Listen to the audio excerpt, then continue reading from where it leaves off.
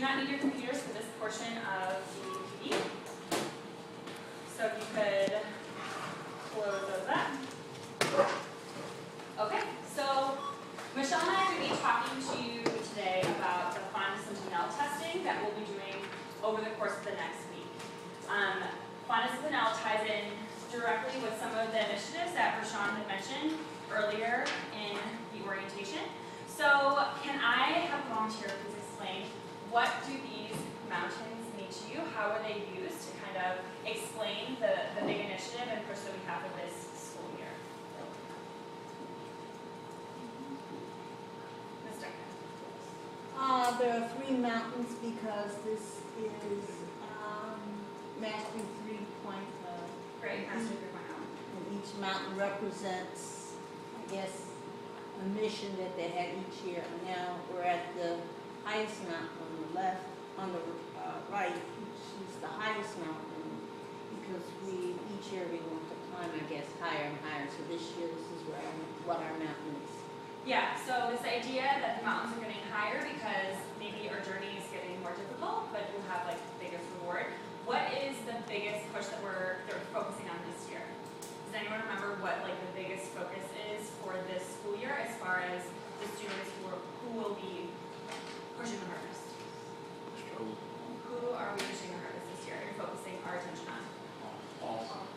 All students. Last year we focused on the bubble students. Who are we making sure to include this year though? The lowest.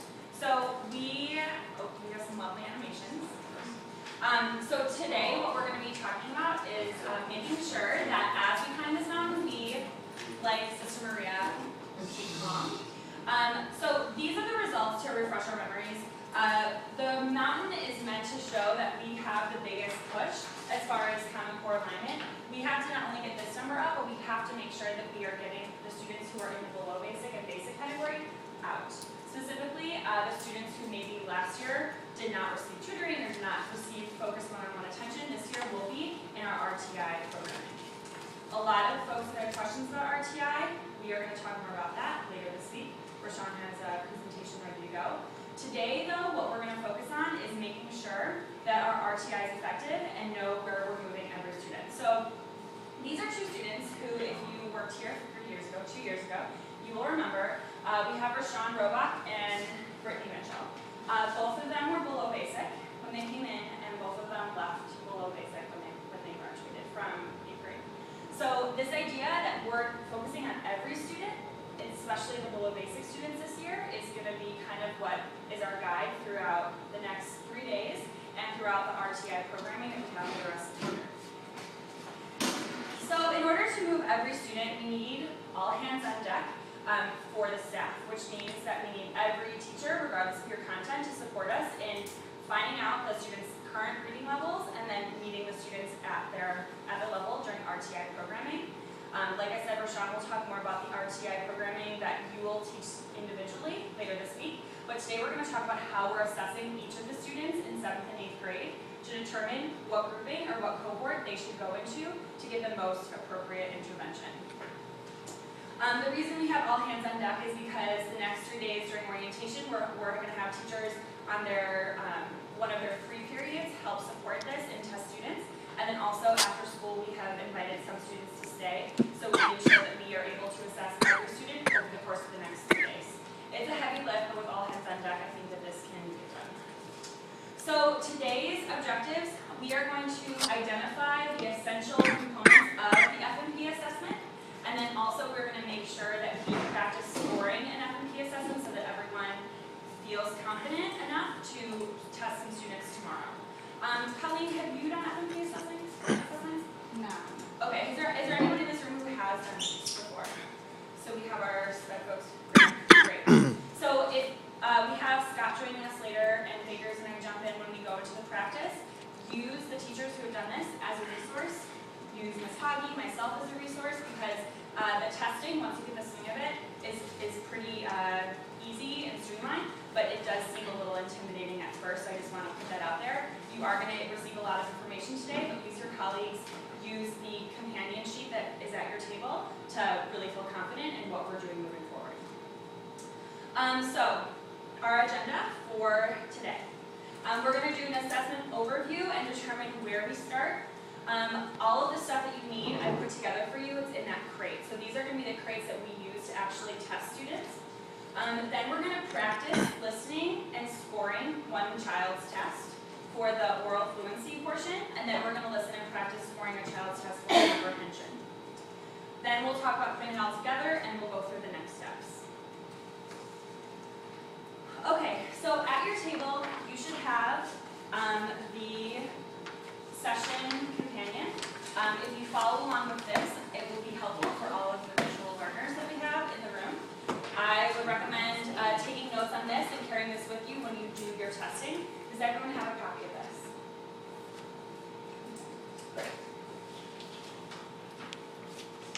Okay, so we have Fontes and Nell. These are the two women who have been leaders in literacy for the last 3 years.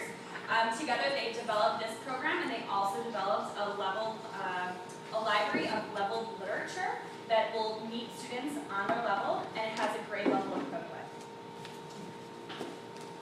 Okay? They also have come up with the skills and the behaviors of good readers that we should be looking for as benchmarks for each grade level. So the overview of the test, it is one-on-one with a student. That's why we need so many people to help, because it is a one-on-one test. It's between 10 to 40 minutes, depending on whether or not you have the student's reading level when you begin testing them. And the students read aloud the actual text to you. They finish reading the story on their own, and then you ask them questions that are predetermined by the program. And basically, over the next 3 days, and then 6th grade will do next week, this is what we're going to be going through for every single student that we have in the building. So it is going to be something that not only will take a lot of work up front, but will really pay off as we continue to monitor the students over the course of the RTI.